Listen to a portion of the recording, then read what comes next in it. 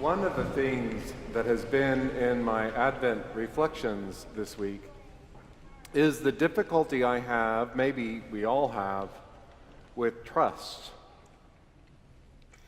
In our postmodern world, we do not trust news sources without evaluating their bias and point of view. We certainly don't trust Facebook. And I participated in this online conversation yesterday about an article that talked about whether priests are trustworthy if they say anything negative about the deceased when they die. That in the author's point of view, the priest's job is simply to pray for reconciliation in death. The article was directed towards priests who had called out policies of George H.W. Bush that resulted in suffering and loss, particularly in response to the AIDS crisis. My response was that the priest's job in death is to tell the truth about both the joy and the hurt in the deceased's life, telling the truth without vitriol. But I wondered again about trust. In this case, telling the truth about hurt erodes trust for some. Telling the truth about the positive character traits erodes truth with others. Trust is hard. We live in a time where we are expected to scrutinize every soundbite, every conversation, every relationship with attention to whether it aligns with what we already know, and reject it if it doesn't align with our preset expectations. An Advent reflection from my seminary reflected on that this week and really provoked my attention. The author of that piece is the director of spiritual care education at the Seminary of the Southwest, and admitted that for her, this stance of suspicion can easily spread into her faith life, causing her to doubt the good news as well as the bad. I think we talked about that at the forum today and last week with the disenchantment of religion. I appreciated her honesty in this article as she talked about looking at the empty creche in the entryway and thinking, why did Mary have to be so meek and mild anyway? What really got me, though, is when in this article she wrote, Jesus is not deterred by my super woke mistrust.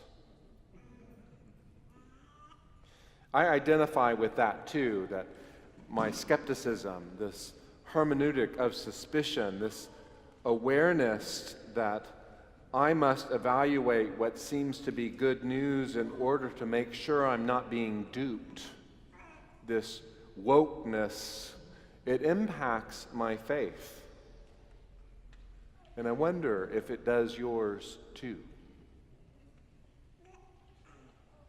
And so this week I spent a lot of time looking at the original text from Isaiah that John the Baptist quotes in preparing for salvation, this text of liberation for a people weary from a journey. We used some of it last week. Comfort, oh, comfort you, my people. You are tired. The world has worn you down. It's time to come home. Make a path through the desert, out of the wilderness where you are. You get to go straight home. Not around the mountains or the valleys, but straight home. Because you are saved and you are delivered out of your bondage.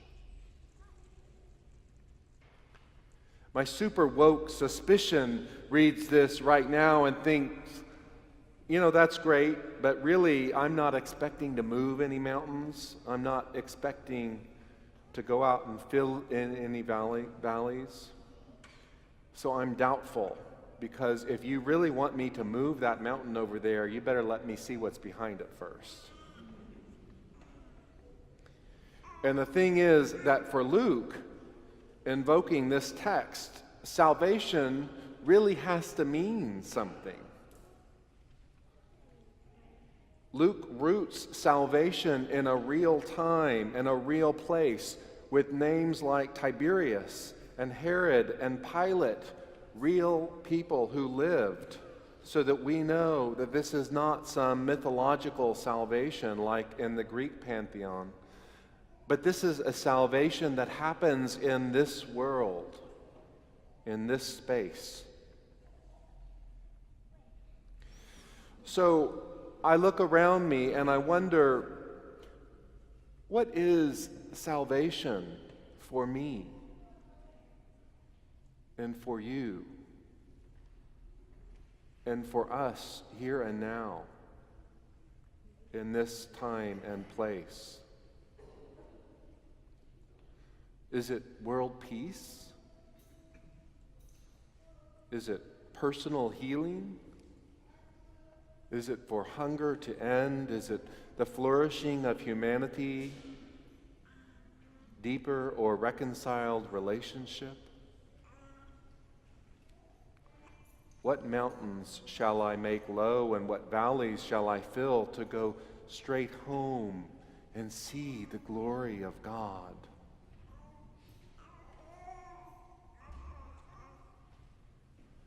John the Baptist's whole message is to prepare for the one who is to come. But it's so hard to do if in my super woke state I'm skeptical that I'm really preparing for anything in particular. And that's why I need Advent. In Advent, while the world ramps up around me, I can be intentional about turning a new direction. John, in this passage, calls for repentance. It's a word that I have to admit I don't get excited to preach about. It's burdened with misuse and abuse. But repentance simply means turn or change direction.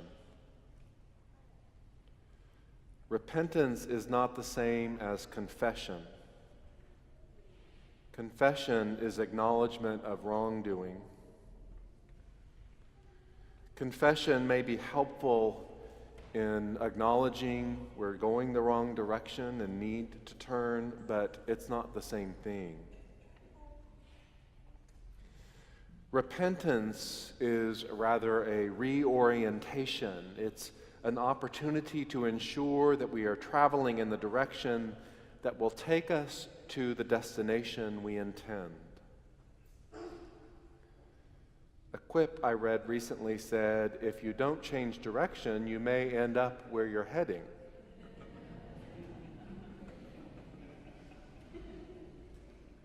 So where are you heading?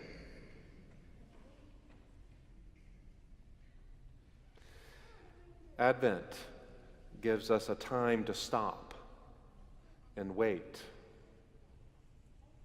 a time to listen for a voice to break through from outside the mall jingles and party cacophony. It provides a space to reorient and to listen to a voice from the wilderness, untainted and unthwarted by my skepticism, by my lack of trust.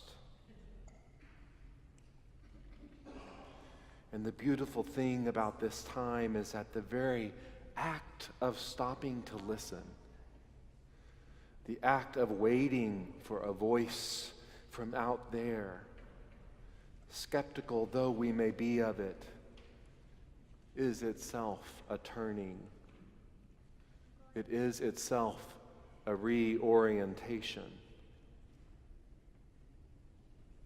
It embraces our doubts and our fears of being wrong. It embraces our mistrust and acknowledges the very reasons for our super wokeness. Because in this world, we have to be woke to survive. And we need salvation from our wokeness at the same time.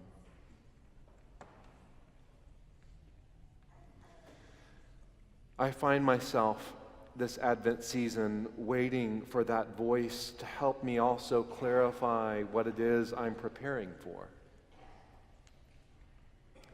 Not the religious doctrinal reasons, not for the Christ child born in a manger 2,000 years ago, but what the cosmic and present Christ is preparing to burst forth with into the world today.